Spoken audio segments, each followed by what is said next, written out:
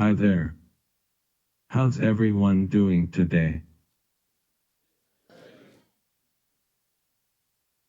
Can everyone hear me okay? Excellent. I'm already a little nervous to speak in front of a group of lawyers, so, henceforth, everything discussed here is privileged.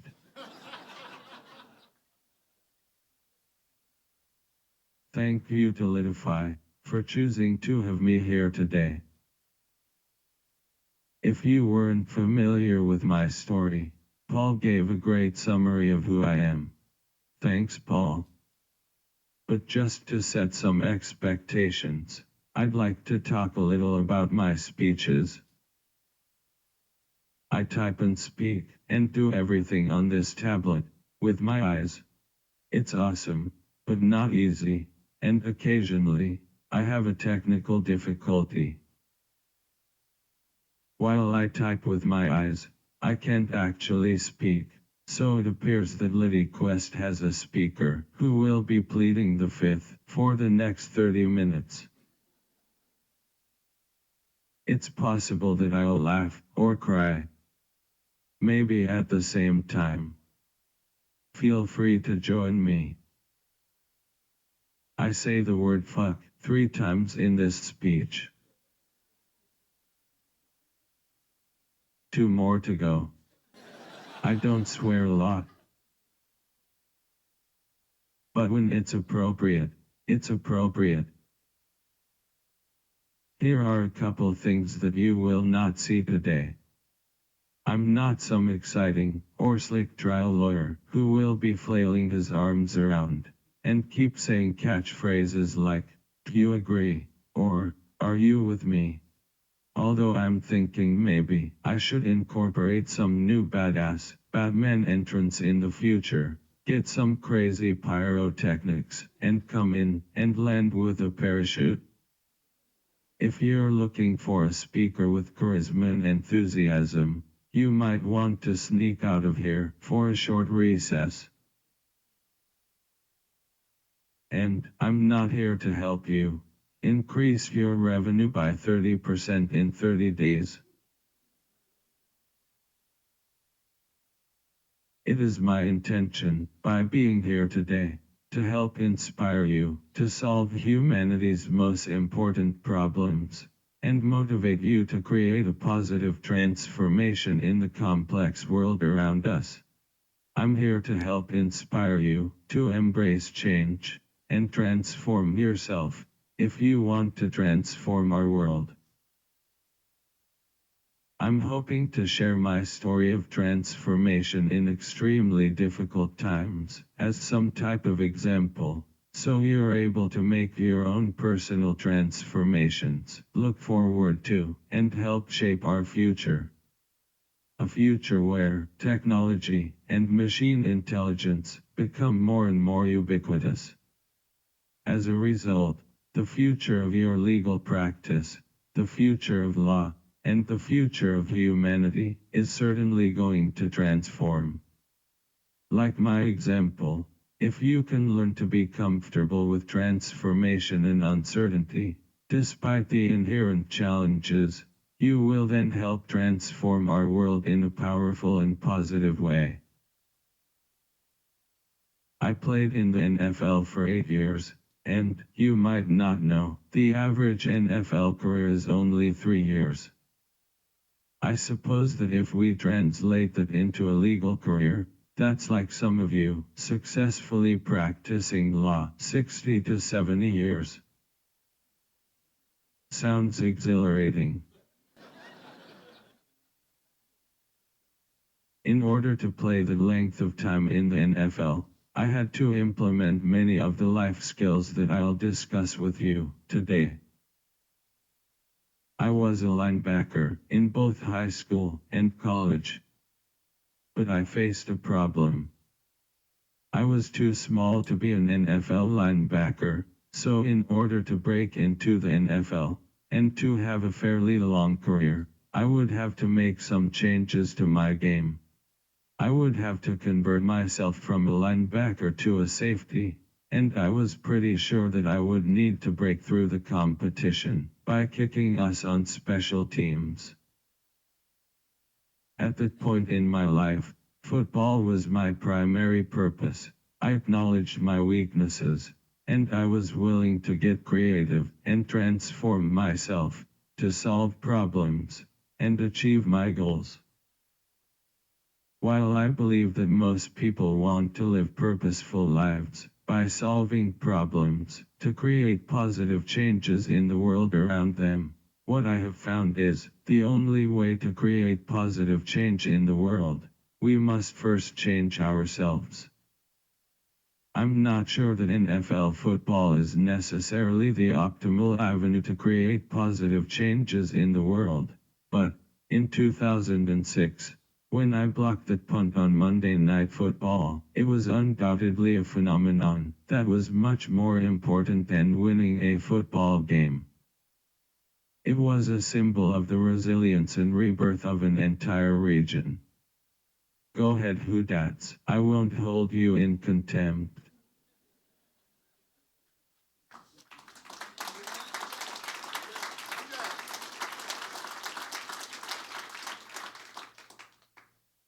What many people don't know about me and blocking punts is, I played 8 years of high school and college football, and, in those 8 years of high school and college, guess how many punts I blocked?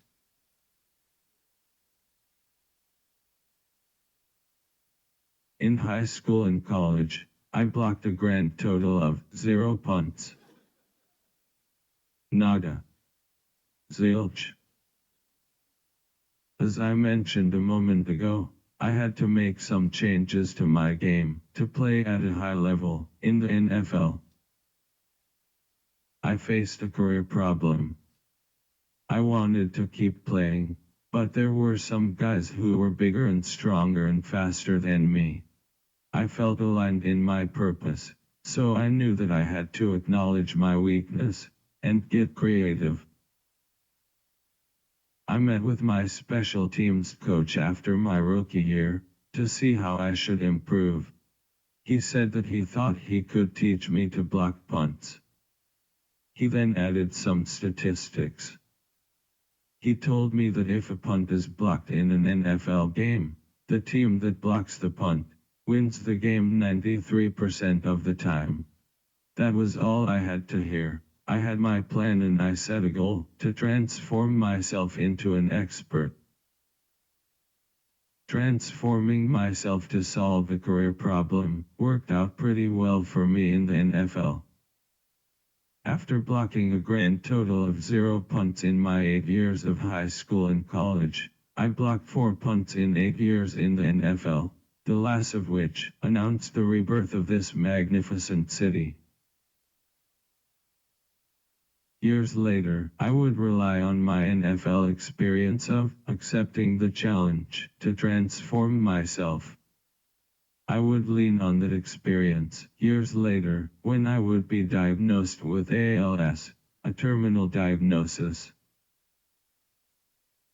On January 5, 2011, nearly 9 years ago, I was diagnosed with amyotrophic lateral sclerosis, ALS.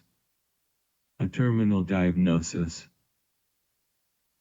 The experts told me the average life expectancy for someone with ALS is 2 to 5 years.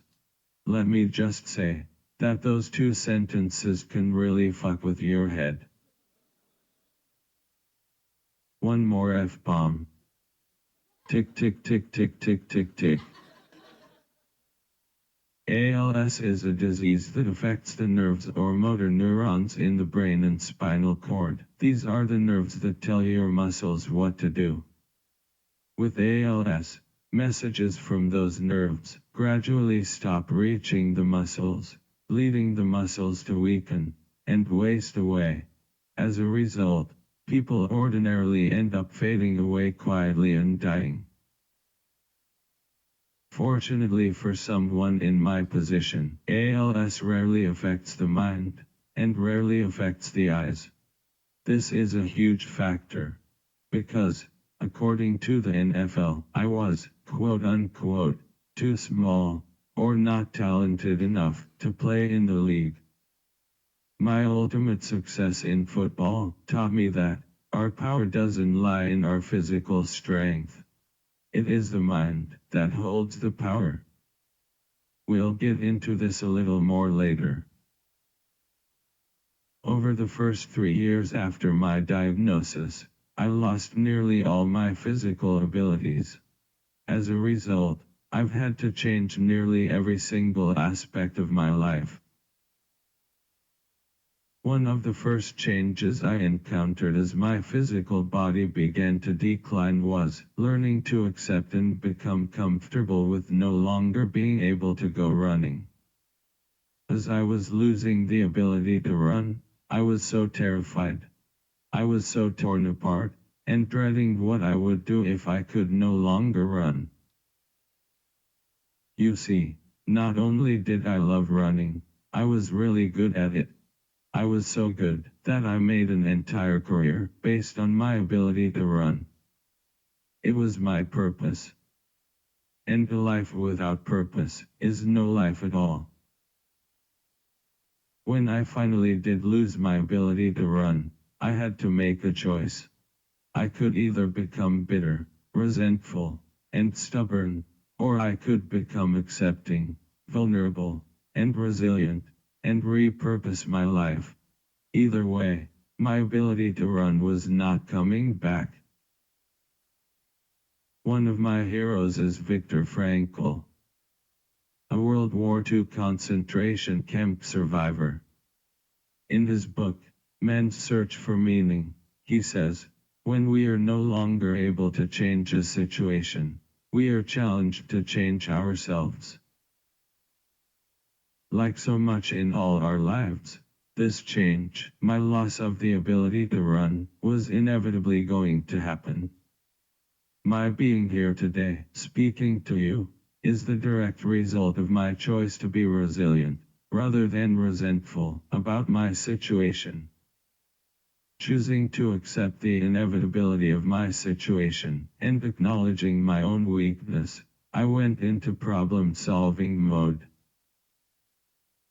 In the months after I was diagnosed, I was desperately searching and scratching to find some type of solution. If there was absolutely any hint of a possibility that I could figure out how to live a meaningful life despite this ALS diagnosis, I wanted to do everything I could do to discover a way to make that happen. In the midst of this chaos and groundlessness, following a terminal diagnosis, and searching for something of a solution, I had a subtle, almost unconscious thought deep in my mind. This could be an opportunity for me. I told myself this could be an opportunity to be an example to other people. I thought, maybe this perceived tragedy is my opportunity to grow and help change the world. My opportunity of a lifetime.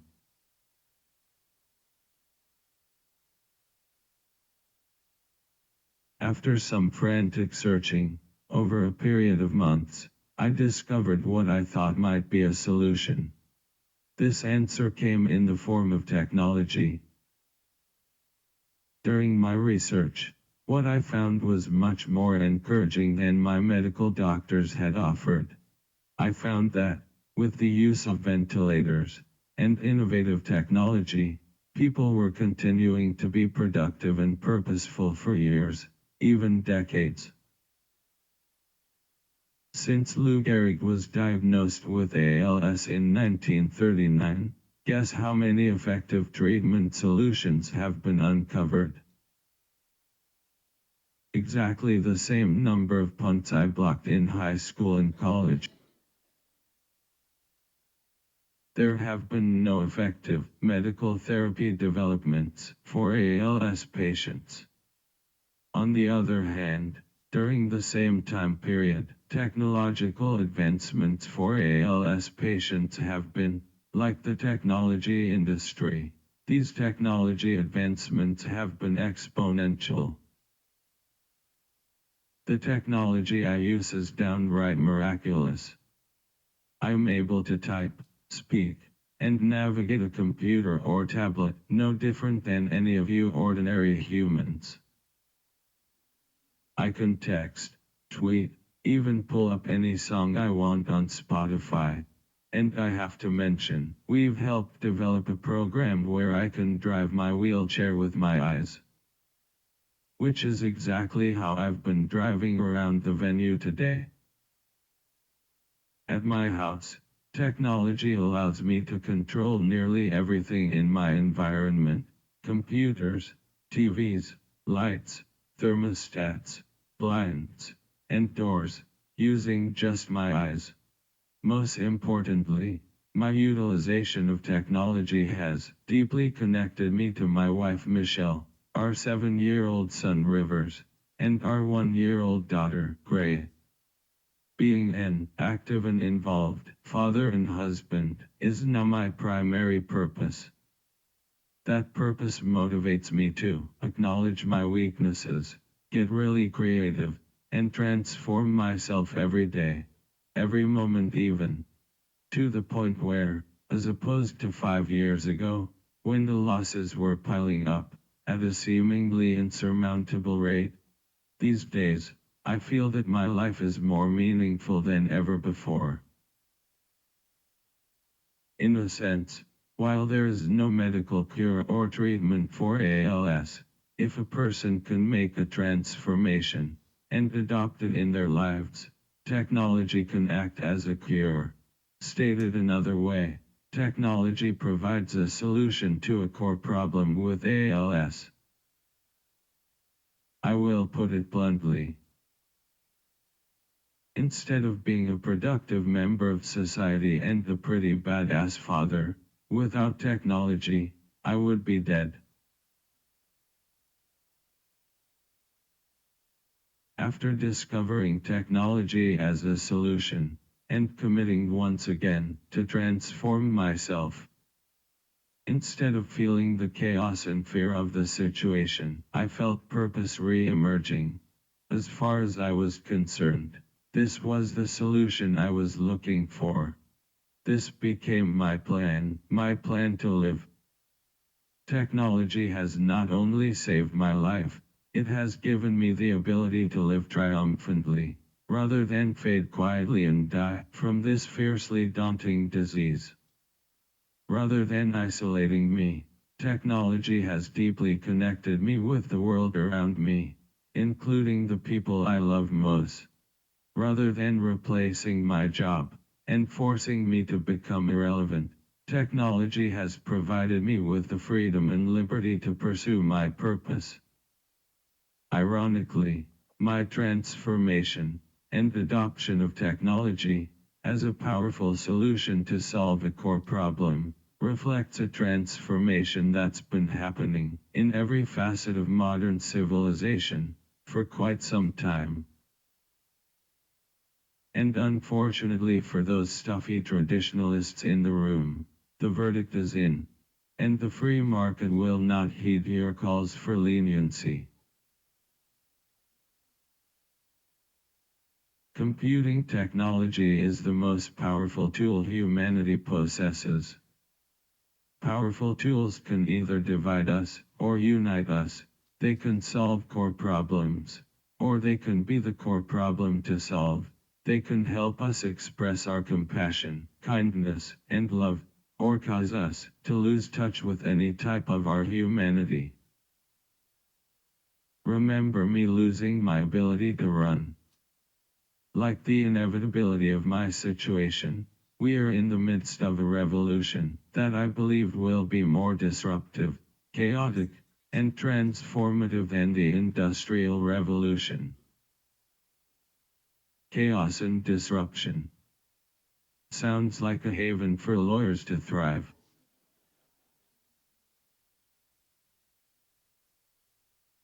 The reality is, whether you resist or accept it, the current technological revolution is going to continue. One of the reasons you're all here today is you want to transform your legal practice and transform your firm into a 21st century law firm by adopting advanced technology, including potentially machine intelligence and machine learning. I'm actually quite impressed. You lawyers, along with doctors, have a reputation of being technology Luddites. Your attendance at this conference is solid evidence that you're accepting the situation, acknowledging weakness, and getting creative to find a solution. I applaud you. Figuratively speaking, of course. Much of the technology that has been, and will be developed, is really helpful. Right now, as in today, machines are better and faster at analyzing contractual agreements. Machines are also better than humans at analyzing mountains of data to determine the odds of success for a case. Unless you're stuck in the rut of tradition, I'd say that's exciting. Less mundane work for human lawyers, so you can focus on improving your strategic genius and oratory brilliance.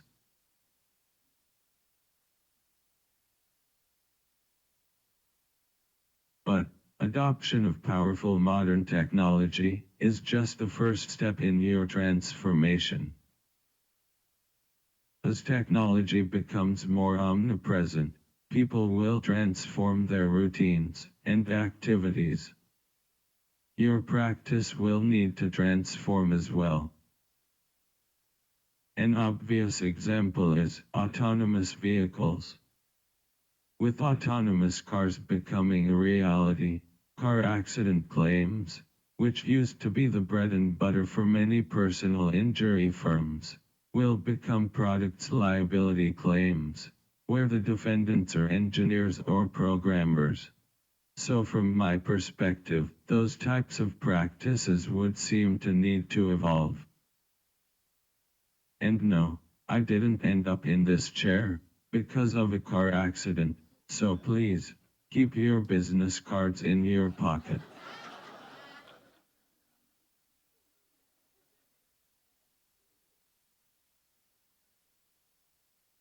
The changes will continue, and the transformations will be necessary.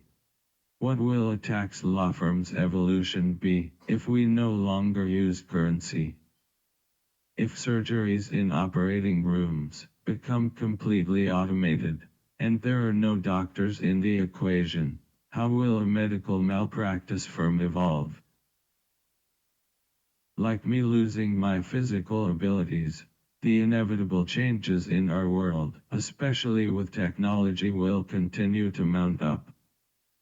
While your situation is not necessarily life and death, you may be thinking that transforming your practice or yourself seems like an insurmountable obstacle. This technological revolution is inevitable, so as you face challenges, I would invite you to choose acceptance over resistance, and work to solve problems, by acknowledging weaknesses, and, like being here today, get creative. Reinvent yourself. Solve core problems in your practice, then relentlessly pursue your purpose and make a positive change in our world. This is your opportunity of a lifetime.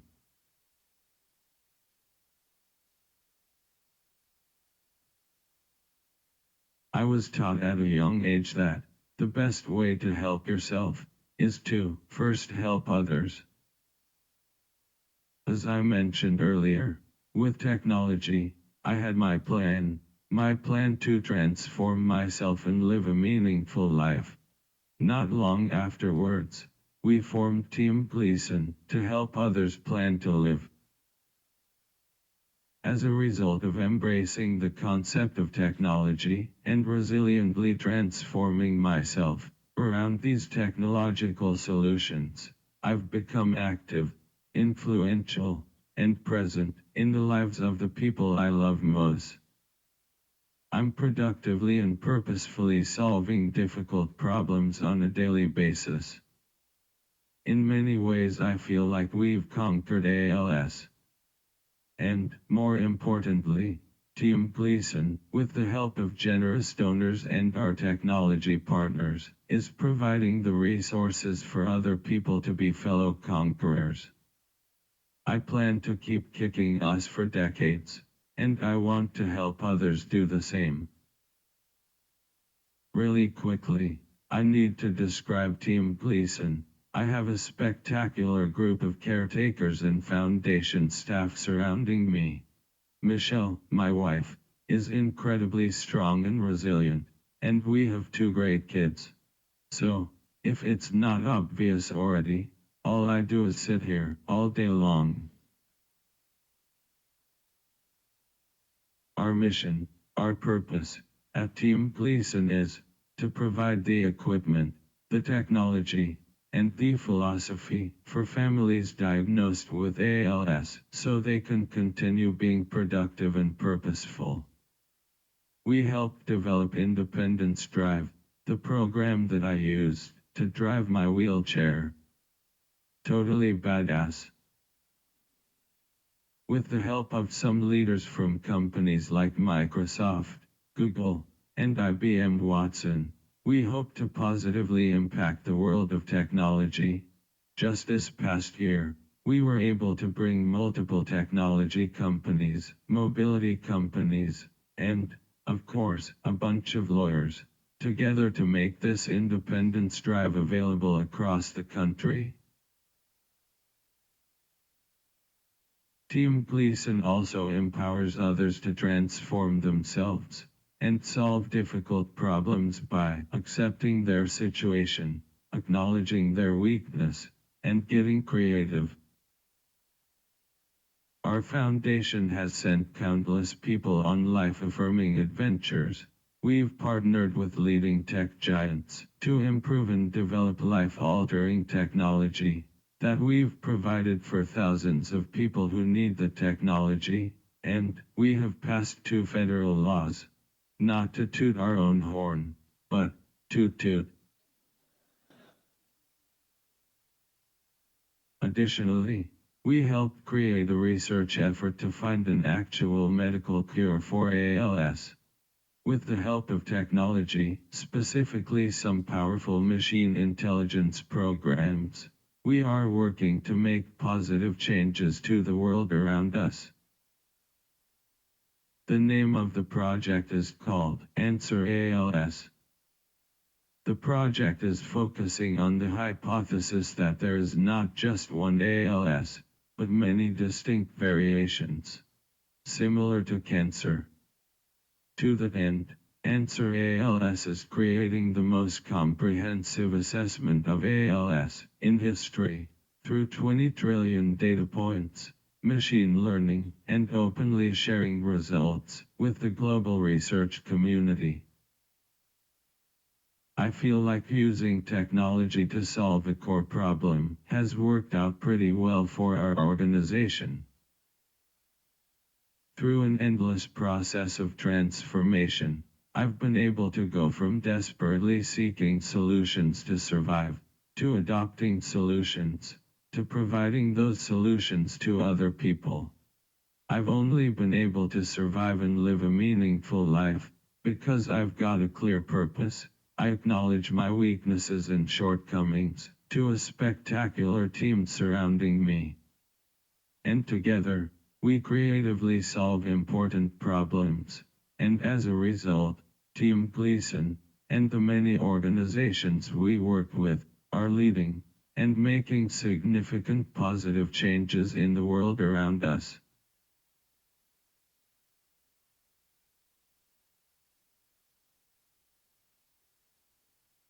Speaking of purpose, I believe that a core purpose of the legal community is to regulate and oversee all aspects of society and government.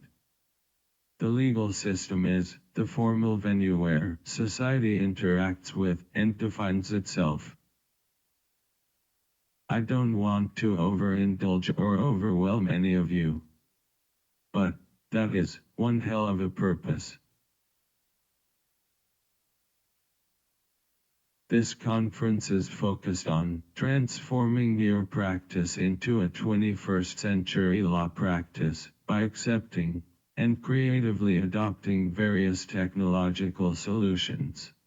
Perhaps doing that will increase your revenue by 30% in 30 days.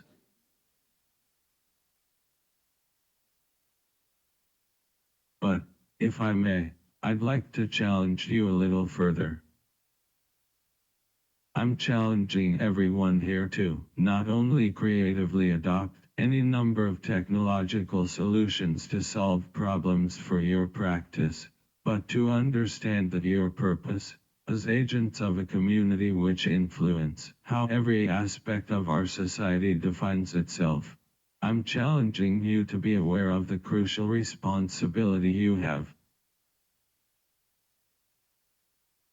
As we continue in the age of machine intelligence and biotechnology, lawyers will have a great influence on the future of absolutely everything. The legal field will need moral, well-informed, conscientious, even philosophical thinking from its members to help shape a future that will be integrated, even dominated, by automation and machines. I'm challenging you to implement theories and practices that are moral, thoughtful, and compassionate towards humanity. I believe that is not only your responsibility, but it is your purpose. Furthermore, if you can be well informed of the repercussions and benefits and consequences of the precedents that are set, you will most certainly make a positive impact on our world.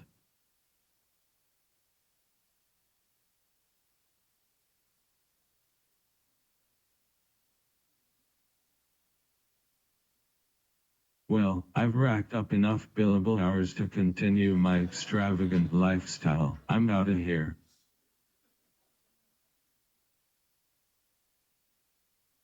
Seriously, we have discussed a lot here today, so I'd like to recap my points of emphasis, then I'm gonna go. It was my intention to share my story in the NFL, and more importantly my story with ALS. And I'm hoping you'll be able to take something from today, take it with you, going forward. Obviously, my story isn't just a story to help you with your law practice. Although, from my experience, if you're going to change the world, you better have some lawyers around. Yeah, my story is a story that I'm hoping you can implement in your life practice. Facing adversity, resilient transformation, and making positive changes in the world is not a story just for lawyers. It's for kids. It's for spouses. It's for clients. If you're inspired and motivated by my example, share what you've learned when the timing is appropriate. These are life skills that helped me become an NFL hero, and these are life skills that have helped me live triumphantly despite a terminal diagnosis. These are critical skills for people to have. We have talked today about the technology revolution we are currently in. The life skills I've discussed today, those skills will only become more important as technology becomes more integrated with everything we do. Earlier I mentioned that the legal community is part of every aspect of our modern civilization. Similarly, technology, especially machine intelligence and biotechnology, will more and more influence how every aspect of our society defines itself. As a result, we no longer need navigation skills. Driving skills are becoming unnecessary. Machines can analyze contracts better and faster than a lawyer, so that's an unnecessary skill. Fully autonomous robot surgeons, computers connected to your brain, for internal Google searches. It's all on the potential horizon. This change is inevitable. This change is exhilarating. This change is fucking terrifying.